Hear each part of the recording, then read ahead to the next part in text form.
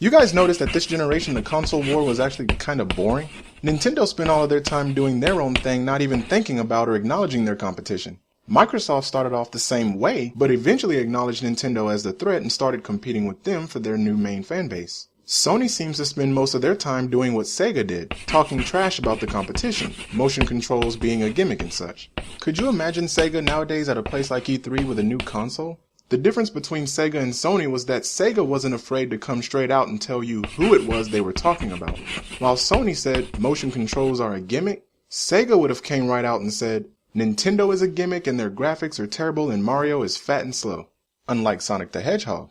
And that would have gotten a real console war going. That's what made the older console wars more fun. But this gen's console war was motion controls versus Blu-ray versus Xbox Live. So it makes perfect sense why it was boring. That's what I always liked about Sega. They made console wars fun because they didn't hold back. And you know what? They're about to do it again.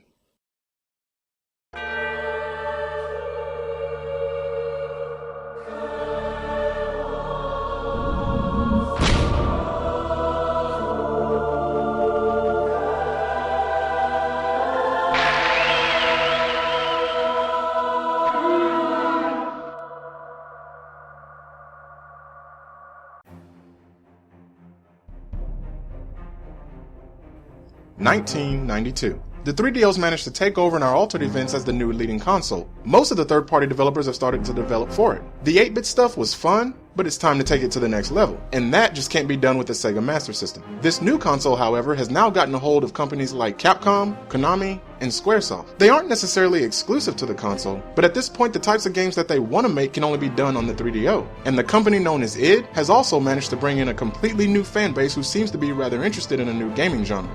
A game by the name of Wolfenstein 3D seems to be where all the buzz is, and the success of this new genre was done in a rather clever way, in our events and the real events. By using a method that's able to identify and solve a wide range of problems related to graphics, our new console as well as PCs are able to give us a new genre that would later be called first-person shooter. With the cleverly use of raycasting, Carmack was able to make an area built from a square-based grid that can meet both the solid-colored floors and ceilings, and a world was able to be created by taking a single ray and tracing every column of pixels on the screen, and then scaling the wall textures and how far of a distance they could go before stopping, which in simple terms means create a three-dimensional perspective from a two-dimensional map. John Carmack's engine was pure genius. Of course, that's not to say that raycasting itself was created by Carmack. Hell, that can actually be traced back as far as 1968, but it was cleverly used by him when making his engine. However, while all of this is going on, there's no word from Sega. I wonder what happened. Let's go to the next year. 1993. A rather interesting year. In the real events, it was the day that something that started off as somewhat of a rumor ended up becoming a fact. Kinda. But what am I talking about? Well, before I can really explain this one, I actually need to take you all back 2 years. In 91, a rumor began to spread around that Atari was making a comeback with a 32-bit console that was going to compete with Nintendo and Sega's 16-bit consoles later in the year. However, after the Consumer Electronics Show of the same year, Atari changed their mind about the console and instead decided to cancel it. But what some people didn't know was that they were secretly also creating a 64-bit console at the same time, and the 64-bit console would later end up being the console they would release. And I'm pretty sure most of you know exactly what console that was. Now, as I said, this console, known as the Atari Jaguar, was initially made to compete with the Sega Genesis and Super Nintendo, but unluckily for them, the console instead found itself competing with Sega Saturn and the very successful Sony PlayStation. In other words, a console that was made to compete with Generation 4 ended up getting completely destroyed by 5th generation consoles, which is kinda strange when you think about it. You'd think that wouldn't have been a problem for a console that was 64-bit though, if it was actually 64-bit. Atari was rather sneaky with words on this one by saying one thing but technically meaning something different. But they were only able to do this because at the time most gamers didn't really understand how console hardware worked. It was discovered later that the console was actually weaker than both the PlayStation and Sega Saturn. So what exactly happened to it's so powerful it has 64-bit? Well, despite what a lot of people thought back then, bits actually had nothing to do with the GPU but instead the CPU. Even though when a lot of us would argue what graphics were better, we were talking strictly about graphics and not the central processing unit, which back then a lot of us had no idea what the hell that even was. However, it was that ignorance that allowed Atari to use that gimmick for the console. It was true that certain things in the console could process 64 bits, but the actual CPU was in fact 32-bit. It'd be like if today a new console gets released and is advertised as a 1080p console, but all the games on it look like PS1 and Sega Saturn games. When people say, "What the hell, this isn't 1080p?" they reply with, Sure it is, you're playing it in 1080 resolution, aren't you? Yeah, technically they'd be right, but that's not actually what we meant by 1080p, which is why if Atari pulled the same thing today, with the knowledge we have now, they'd have gotten completely demolished, especially by the PC community. Now let's put this console in our events. Competing against a console like the Sega Master System, they could have easily turned some eyes with the graphics since it was obviously better than the 8-bit console. But what about this one? Remember that one of the other downfalls that this console had was it was also another one of those difficult to program for consoles. It was praised for games like Rayman, Alien vs. Predator, Tempest 2000, Wolfenstein 3D, and Doom. But now we know that 2 of those games won't be made for this console. If it failed in the real events, it doesn't stand a chance in ours. We can't save this one. The Atari Jaguar is a failure. But what is Sega doing? They've been rather quiet for a while. At this point, some of you may be thinking about a console that tried to bring the arcade experience to people's homes. A console by the name of the Neo Geo. However, in the situation that's going on right now in our altered events, and the fact that Nintendo porting arcade games to their Famicom in Japan was a failure, and the Neo Geo was made for just that reason, would SNK really repeat those actions? For them it may be better to stick to the arcades, at least until they die out. But again, what about Sega? Well, why don't we get to the good stuff, and finally find out what Sega's been up to. 1995. I'm kidding. As far as people are concerned in our altered events, Sega's given up. The Sega Master System at this point is only getting games made by unpopular third-party developers. Microsoft is the company running everything, and the first-person shooter genre has exploded now with the release of Doom. But then, something happens. In 1995, people see a commercial about a console that claims to be better than the 3DO. The first thing people think of is, oh great, another Atari-like console claiming to be better than the 3DO. So they all feel that this is yet another company that'll end up the same way, which right off the bat makes it more difficult for this new console to be successful. A few months later, people are finally told the name of this so-called better than the 3DO console, and gaming magazines are starting to show images of it. The name? The Sega Pippin? How in the hell did we end up here? Oh, this one's going to require some real explaining. Let's go back to 1993 in the real events and learn about this console that Sega ended up teaming up with. During this year, Apple actually decided to get themselves involved in the gaming industry, but they also had another goal. Apple's main goal with this console was to try and make a cheaper computer that's main job was to play CD-based multimedia titles, mainly games. In 1993, a company by the name of Bandai, I'm sure we all heard of them, decided that they wanted to deliver a somewhat downgraded Macintosh computer but with video games as its main feature. During this time, Macintosh CD games were mainly produced by Macromedia, and Bandai wanted this experience brought to Asia. 1 year later, Bandai decided to go directly to the source. They asked Apple Computers to create a somewhat downgraded and much cheaper Mac that of course used Mac OS. Later on that year, a prototype of the console was made, and a conference was held with Apple and Bandai, who had put together over 25 developers, and a prototype of the console was revealed and given to those developers. However, strangely, out of all of the things that the console featured, there was one thing it didn't have that the developers actually wanted: a modem. When asked why, their response was rather interesting. Quite a few of the developers actually wanted to get into the same market that another game with a genre of first-person shooter was already in. Can you all guess what game that was? Yeah. As we can see, they're already on the right path. Apple was actually going to create in the real events what we, ironically, already made in the altered events, almost down to a T minus Windows and adding macOS. So, with all that said, the question now is, what exactly went wrong?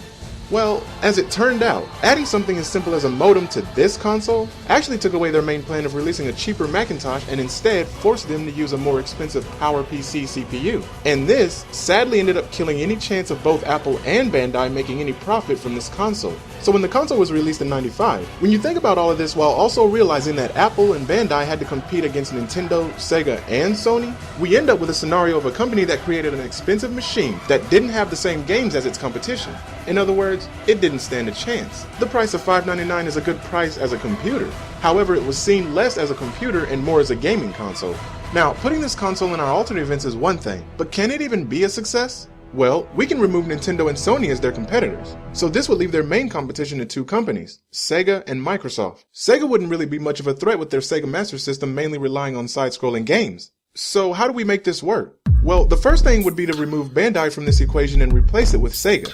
We all know that Sega has a few advantages over Bandai at this point in the world of gaming. And the biggest advantage of all is that in our scenario now, they're the only company that makes consoles and games. Like how in our altered events, Nintendo is the only company that makes consoles and games while Sony and Microsoft only make consoles. They also have a much better understanding of how the gaming industry works than Apple. Sometimes people tend to get bad console and bad games developed on a console mixed up.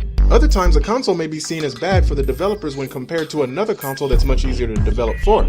Sega always knew how to make good games, and they proved that to us from the Genesis to the Dreamcast. However, they don't always get the console right. And while it wasn't a bad console, when you compare the Sega Saturn to the PlayStation, it just wasn't something developers were too fond of. But the Pippin wasn't so much difficult to develop for, it was just difficult to find developers to develop for. Add to that the fact that Apple wasn't really seen as a gaming company, and because of that, Bandai probably wasn't the best company to team up with at the time. But this still doesn't fix Apple or Sega's problem. In fact, if anything, it repeats the real events of the PlayStation versus Sega Saturn battle, except for one thing. We no longer have the difficult to develop for problem with the console Sega's now working with. And this may actually end up being, as I like to say, a double-edged sword. What games would end up being their main sellers? Remember, all of the companies that went to develop for the 3DO are still third-party. They simply chose the 3DO because they could do things on that they couldn't do on the Sega Master System. Plus, it becomes a lot cheaper for Sega to not make a whole new console. However, with the Pippin, this gives Apple a chance to make some money in the gaming industry while at the same time allows Sega to make a comeback. But what game minus the third-party games would actually bring people to this console? If they don't have good first-party support, then their main advertisement would have to be that their console has better multiplat. But if a lot of people are buying the 3DO for the new genre, then that may not be enough. And if Sega was to try to enter the world of 3D, this could backfire on them. For instance, if Sega creates Virtua Fighter exclusively for the Pippin, and Namco ends up making Tekken a multiplat for both the 3DO and Pippin, while Apple may be happy that Namco made a version of it on their console, Sega would then be in trouble because they'd be competing with a game of the same style and genre on their own console. The same thing could be said for Virtual Racing and Ridge Racer, or Virtual Cop in Area 51. If people actually came to the conclusion that these games were in fact better on the Pippin, then a game like Virtua Fighter ends up being pushed to the side, despite the fact that the game is on the same console. The Contra Wars may be seen as a country versus country type of thing, but every once in a while, we end up having a civil war. But this ends up being bad for Sega. They can't speak negatively about Namco if they're making money for both them and Apple. Think about this year's E3 and Nintendo's actions for a console that was supposed to be for the other fanbase. If Nintendo was like Sony and Microsoft and didn't make games, they would have spent more time talking about what the other companies are making for their console, but instead they spoke mainly about what they were making. Since Nintendo doesn't have the same power today as they did in the NES and SNES days, then they have to be very careful how they play their cards, i.e., don't talk about what third-party developers are making over your own. You can mention it here and there, but if you're a company that makes both consoles and games, then clearly speak more about your own games, not what the third party makes. But anyway, now we have a very interesting console war, because this isn't just Sega versus id or Sega Pippin versus 3DO. It's also Microsoft versus Apple. In other words, a console OS war.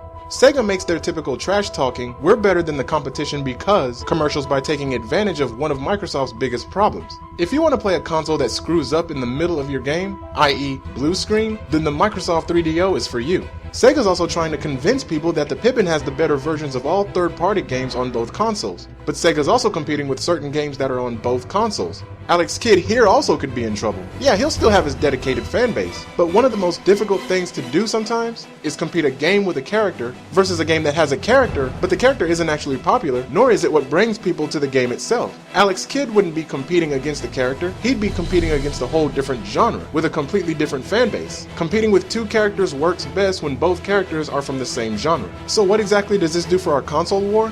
Well, whichever company can do in the altered events what Sony did in the real events, or rather whoever can get the games that Sony got, would have clearly had the better chance. But for our altered events, both consoles have the third-party support, and they also have their own first-party support. Do you know what this ends up doing to our 5th generation? Think about it. The Microsoft console being the main choice for first-person shooter fans? People that hate Microsoft's OS automatically hating the console? Of course, that hatred got some help from Sega. The consoles as well as their fan bases arguing over who has the better versions of multiplat games, when most of them look exactly the same on both consoles. Once again, with the help of Sega talking a little trash. Fans of the console fighting and fans of the operating systems fighting. A multiplat game completely dominating an exclusive title and people bragging about it, even when the game is clearly on both consoles.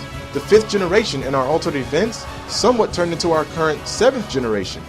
It's clear that there are millions of different ways these scenarios could have played out, with Nintendo out of the picture, which is why some people believe that Nintendo really saved gaming and others feel that they didn't save anything. With Nintendo out of the picture, certain consoles that were a huge failure could have ended up being a success, or with different companies that may have changed their mind about making a console altogether with Nintendo there, could have changed their mind and done it. We don't really know for sure. Even with our altered scenario, would the Pippin even have gotten a first-person shooter game to compete with the 3DO? Would Microsoft allow Carmack to give away the engine that made Doom so popular if it was going to be given away to the competition? Most of the fun console wars we've had in the past always seem to have Sega involved with it in some way. That's why the war most people will remember is Sega versus Nintendo. It was the first and technically only console war that was literally gaming company versus gaming company. The thing about all of us is that we're gamers. And as gamers, it's easy for us to say what would or wouldn't happen, since when we say it, we're all speaking from the perspective of a gamer, not the developer or company. That's why we don't really know what could or couldn't really happen in the gaming world, but we can say what we think would happen based on our own knowledge of gaming. When it comes to Nintendo, we don't really know how things would have worked out for them in different scenarios, but the one thing we do know about them is that they obviously did something right, and played a huge role in the way gaming has turned out. All we can really do now is wait and see how their next console works out for them.